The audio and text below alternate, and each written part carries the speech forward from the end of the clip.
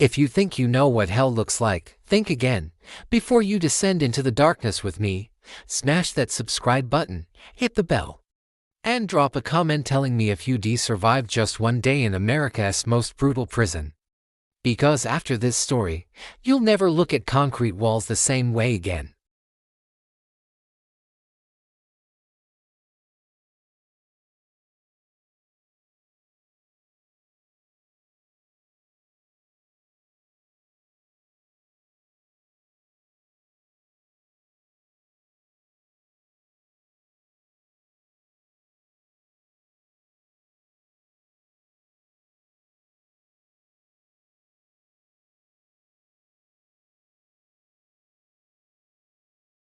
They vanish into a void where the concept of humanity itself begins to disintegrate. On a freezing January morning in 2019, the body of correctional officer Marcus Webb was discovered in his apartment in Florence, just 3 miles from the prison.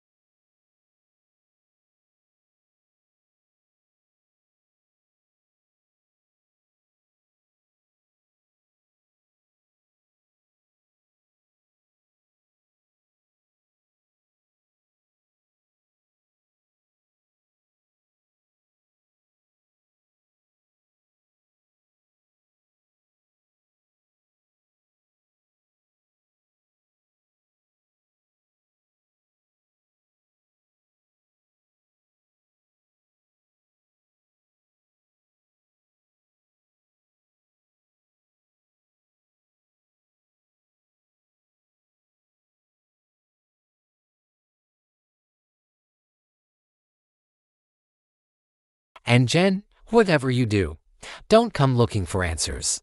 Jennifer Webb sat in her living room for 3 hours, staring at that flash drive, knowing that once she plugged it in, there would be no going back. When she finally inserted it into her laptop, what she saw would launch an investigation that would shake the entire federal prison system to its core. The files were extensive. Hundreds of documents, audio recordings, video footage, time-stamped logs that Marcus had meticulously compiled over 18 months. The first file she opened was labeled simply, "The Hole." She clicked play on the video file. The footage was grainy, clearly recorded covertly with a device hidden on Marcus's uniform. The timestamp read to 47 a.m. The camera showed a long, dimly lit corridor in the bowels of ADX Florence, deep in the special housing unit, a section known among staff as the Black Zone. A place that didn't officially exist on any prison blueprint. Marcus's voice came through in a whisper. "This is my 14th recording. I am documenting what I believe to be systematic torture and possible murder of inmates in an unauthorized detention area. What I'm about to show you has never been seen by outside investigators, journalists, or even most prison administrators." The camera turned a corner, and Jennifer's hand flew to her mouth. She saw a row of cells, but these weren't the standard AD cells. These were smaller, cruder, more like medieval dungeons carved into the concrete foundation. The doors had no windows, no food slots, nothing but solid steel with a small ventilation grate near the floor. From behind those doors came sounds that Jennifer would never forget. Low, guttural moans, the sound of fingernails scraping against metal, someone weeping in a language she couldn't identify. Marcus's voice continued. "There are 9 cells down here that I've counted. I don't know all the names of who's inside. The official records show these men don't exist. They're not on the prison manifest. Their families don't know they're here. Some have been down here for years." The video showed Marcus approaching one of the cells. He knelt down and whispered through the ventilation grate. "Can you hear me? Can you tell me your name?" There was silence, then a raspy voice, barely human, responded, "Please, light. Need light." How long has it been?" Marcus asked. "How long have you been in this cell?" The voice answered, "I don't know anymore. There's no day, no night, just black, always black." Jennifer paused the video, her hands shaking. She scrolled through the other files. There were medical reports showing inmates with severe psychological breakdowns, records of injuries that were never treated, and most disturbingly, a spreadsheet listing names with dates and a column marked simply terminated. 17 names appeared on that list. 17 men who had been transferred to the black zone and were later listed as deceased. Their deaths attributed to natural causes, suicide, or inmate violence. But Marcus's notes suggested something far more sinister. One audio file caught Jennifer's attention. It was a conversation between two men, recorded in what sounded like an office. "We can't have another congressional inquiry. The last one almost exposed the program. These inmates are enemy combatants. They have no rights. The public doesn't need to know what we do here to keep this country safe."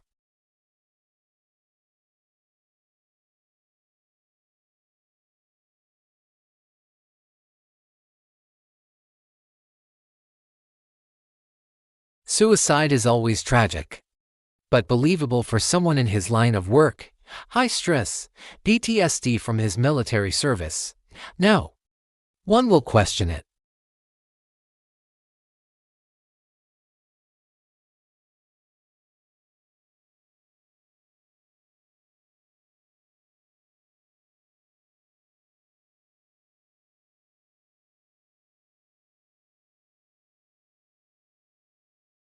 She needed justice for Marcus and for the men who were disappearing into that black void beneath the prison.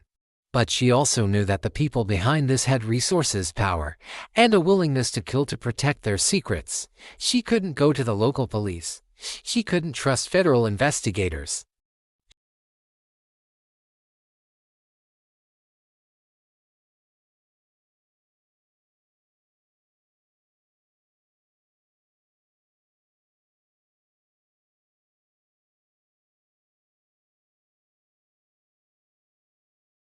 But one person believed her. His name was Daniel Cross, a former FBI agent turned private investigator who had made a career out of exposing corruption within federal agencies.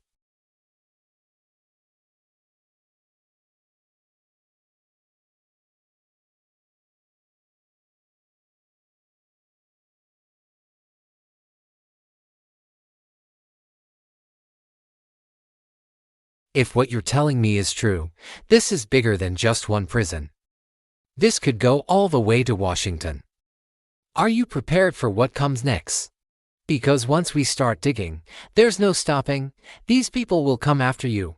Jennifer's voice was steady, resolute. My brother died trying to expose this. I'm not going to let his death mean nothing. Daniel plugged the drive into his encrypted laptop. Right there in the diner booth, he watched the footage in silence, his expression growing darker with each passing minute. When he finally looked up, his eyes were hard, determined. We're going to need help. This is going to require resources, legal protection, and media coverage. But first, we need to verify these claims. We need to get inside ADX Florence. Jennifer leaned forward. How? That place is a fortress. No one gets in without clearance. Daniel smiled grimly. I know someone, a former warden who left under mysterious circumstances 3 years ago. If anyone knows the layout of that black zone, it's him. And if he's willing to talk, we might just have a chance. But when they arrived at the former warden's home in Pueblo the next day, they found the front door ajar, the house ransacked, and a message spray painted on the living room wall in blood-red letters, "Stop digging or you rain Daniel next." Cross stood motionless in the former warden's living room, his eyes scanning every detail of the chaos around him. Furniture overturned, documents scattered across the floor, framed photographs shattered against the walls. But it was the message that held his attention. The red paint was still wet, dripping down the white wall like fresh wounds. Jennifer stood in the doorway, her face pale, her breath coming in short gasps. We need to leave, she whispered. Right now. Daniel raised his hand, signaling her to stay quiet. He pulled out his phone and began photographing everything, his movements methodical, professional. Whoever did this wants us scared. They want us to run. But they made a mistake.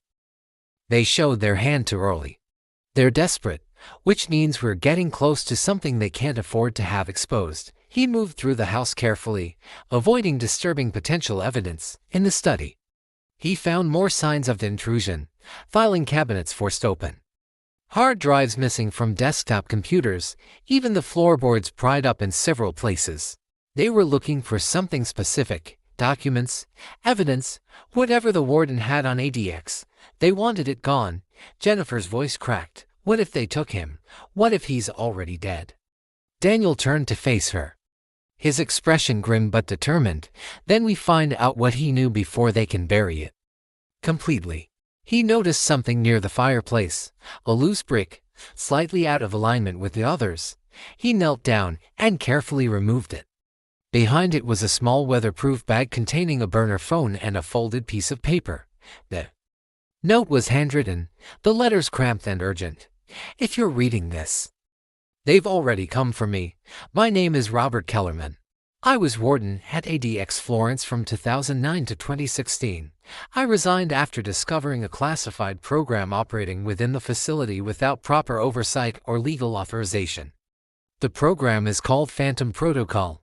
It was designed to house high-value detainees, primarily suspected terrorists and cartel leaders, in complete isolation for enhanced interrogation. But it evolved into something far worse, a black site on American soil where the Constitution doesn't exist. The phone in this bag has one contact saved. Use it. Her name is Dr. Sarah Chen. She was the prison psychologist who tried to expose what was happening. They discredited her, destroyed her career, but she kept records. She knows everything. Trust her. And whatever you do, don't trust anyone in the Bureau of Prisons. They're all complicit. Daniel pocketed the phone and the note. As they left the house, he called his own contacts in law enforcement to report the break-in, careful not to mention what they had found. Outside, the Colorado sun was setting, casting long shadows across the quiet suburban street. Everything looked normal, peaceful, but Daniel knew better. They were being watched. He could feel it. They drove for 2 hours, changing routes multiple times, checking mirrors constantly for any sign of surveillance. Finally, in a truck stop outside Alamosa, Daniel powered on the burner phone. There was indeed one contact saved. He dialed the number. It rang for times before a woman's voice answered, cautious and tired. Who is this? My name is Daniel Cross. I'm a private investigator. Robert Kellerman told me to contact you. I have evidence of illegal detention and possible murder at ADX Florence. I need to speak with you about Phantom Protocol. There was a long silence. Then, how do I know you're not one of them? Daniel glanced at Jennifer. Because if I was, you'd already be dead. And because Marcus Webb was murdered for trying to expose what you already know is happening.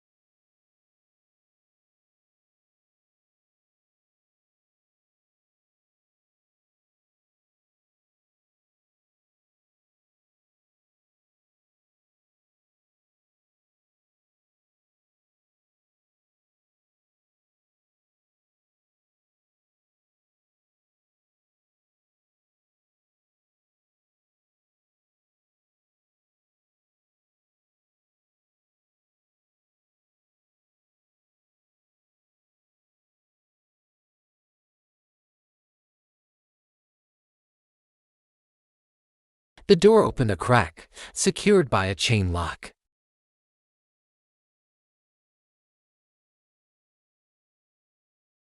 You're not alone.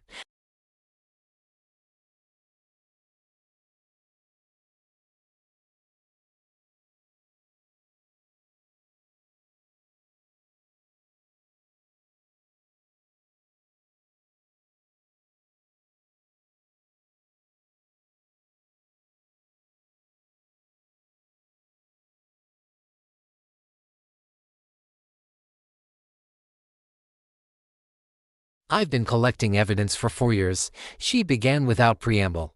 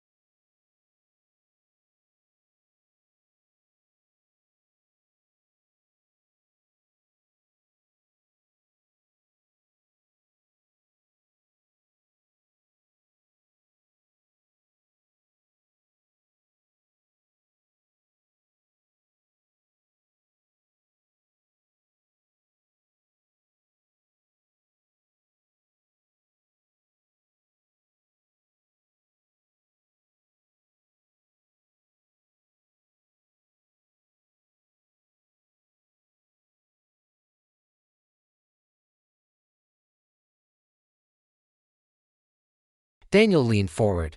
Marcus Webb documented 9 cells in what he called the black zone.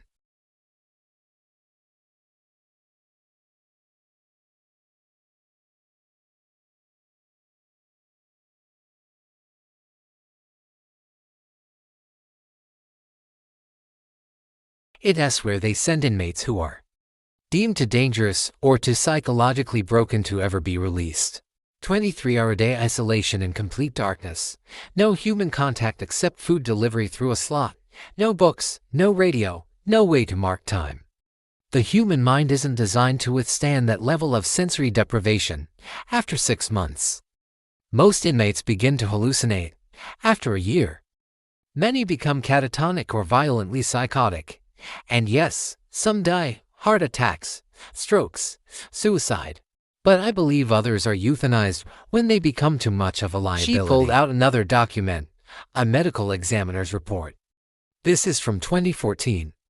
An inmate listed as John Doe 7 died in the black zone. Official cause of death was cardiac arrest. But look at the toxicology report. Trace amounts of potassium chloride, consistent with lethal injection. When I questioned the medical examiner, he told me the report was classified and I had no clearance to review it. 2 weeks later, I was placed on administrative leave and investigated for unauthorized access to confidential files.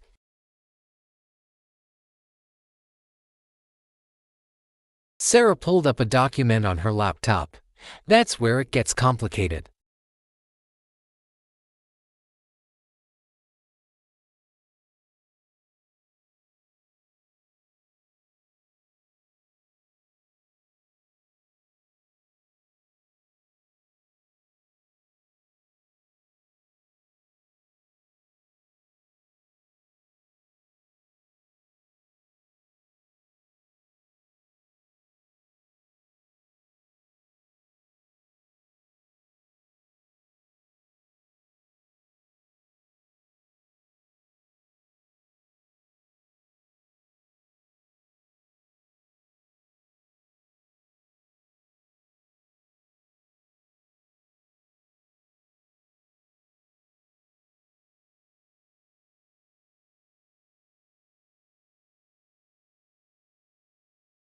They're Sentinel operatives with military backgrounds and security clearances.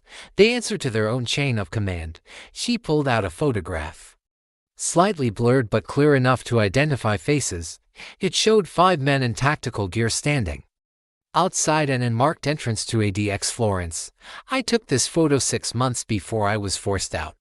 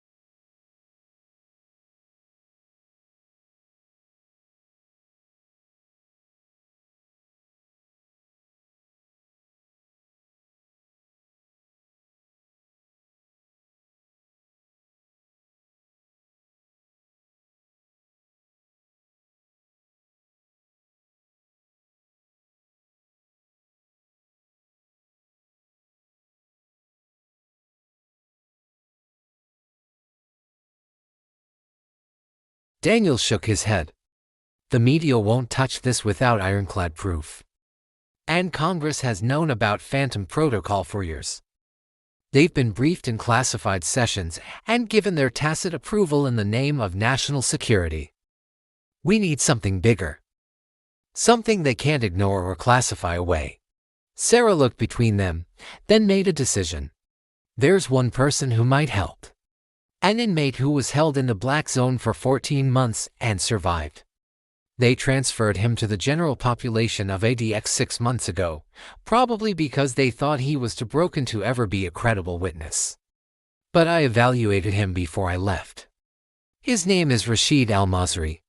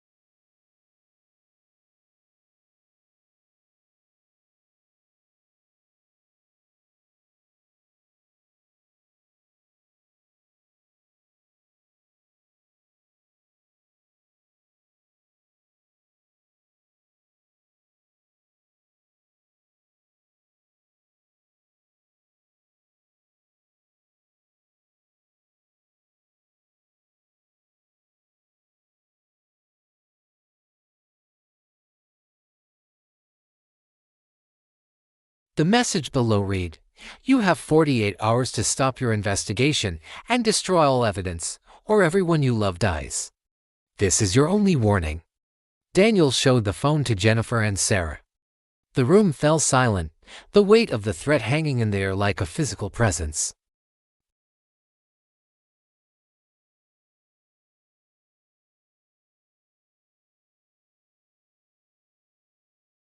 Your phones, your car, maybe even credit cards.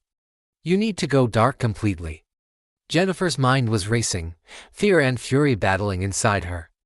If we stop now, Marcus died for nothing. All those men in the black zone stay buried.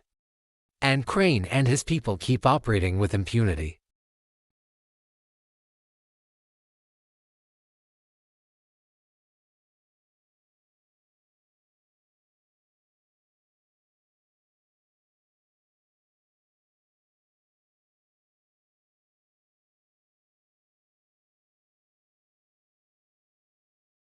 But it has to be within the next 2 days, during a shift change when security is slightly less rigorous.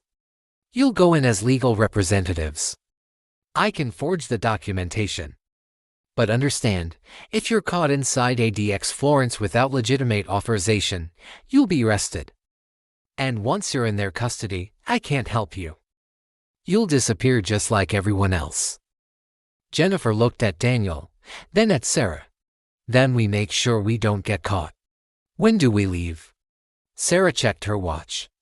6 hours. I need time to prepare the documents and coordinate with Linda. But first, we destroy your old identities. New phones, new transportation, cash only from here on. And we move locations every few hours. They're hunting you now, and they won't stop until you're silenced. As they prepared to leave the motel room, Daniel noticed something outside the window. A black SUV with tinted windows had pulled into the parking lot, its engine idling, headlights off. 2 more vehicles appeared at the opposite end, boxing them in. Sarah saw them too. We've been compromised. They followed you here. Daniel grabbed Jennifer's arm. Back exit. Now. But when Sarah opened the bathroom window that led to the rear of the motel, they saw armed men in tactical gear moving through the darkness, surrounding the building with military precision. They were trapped, and whoever was coming for them wasn't planning to ask questions. They were planning to eliminate the problem permanently. Every victim had one thing in common. They had all testified, signed off on, or reported about a classified detention program from 15 years earlier, a program that officially never existed. Project Black Vault. The files were sealed. The witnesses were protected. The inmates were either dead, disappeared, or buried so deep in the federal system they might as well have never lived. Including Elias Crow. Crow's name appeared in a footnote of one declassified memo redacted almost entirely. He had been a contractor embedded with intelligence units overseas before turning against his handlers. He claimed the U.S. government had authorized illegal detentions, torture, and covert executions. No one believed him, until the bodies started turning up. Kessler flew to Colorado the moment she heard about Crow's death. ADX Florence was unlike any prison she'd ever seen. Low, brutalist architecture squatting against the mountains like a concrete scar. No guard towers. No visible inmates. Just silence. The warden, a tight-lipped man named Richard Hale, walked her through the facility with rehearsed confidence. He insisted Crow's death was natural. He insisted there were no screams. He insisted nothing unusual had occurred. Kessler didn't believe him. In the observation room, she reviewed surveillance footage from the night Crow died. The cameras never showed inside the cell by design, but something else caught her attention. At exactly 11 a.m., 6 minutes before Hensley heard the scream, the corridor lights outside D-block flickered, just for a second, too subtle for most people to notice. Power fluctuation. Kessler asked. Hale hesitated. That system doesn't fluctuate. Later that night, alone in her hotel room, Kessler received an encrypted email from an unknown sender. No subject line, no signature, just a single sentence. Crow didn't scream because he was dying. He screamed because he finally understood. Attached was a scanned document, an internal transfer order dated 15 years earlier. It listed detainee numbers instead of names, but one of them had been circled in red. Detainee 071. Status, relocated. Destination ADX Florence contingency. At the bottom of the page, barely legible, was a handwritten note. If this ever comes out, we all go down. Kessler stared at the screen, her pulse pounding, because she recognized the handwriting. It belonged to her former mentor, Assistant Director Paul Mercer, the man who had recruited her into the FBI, the man who had signed off on Project Black Vault, and the man who, according to official records, had died in a boating accident 5 years ago. Her phone buzzed. A blocked number. When she answered, a distorted voice spoke only 6 words before the line went dead. You should stop digging, or you'll join them. The next morning, as Kessler prepared to confront the warden again, an emergency lockdown was triggered inside ADX Florence. Another inmate was dead. Different cell, same word on the wall. Liar, but this time, carved beneath it was something new. A date. And it was tomorrow.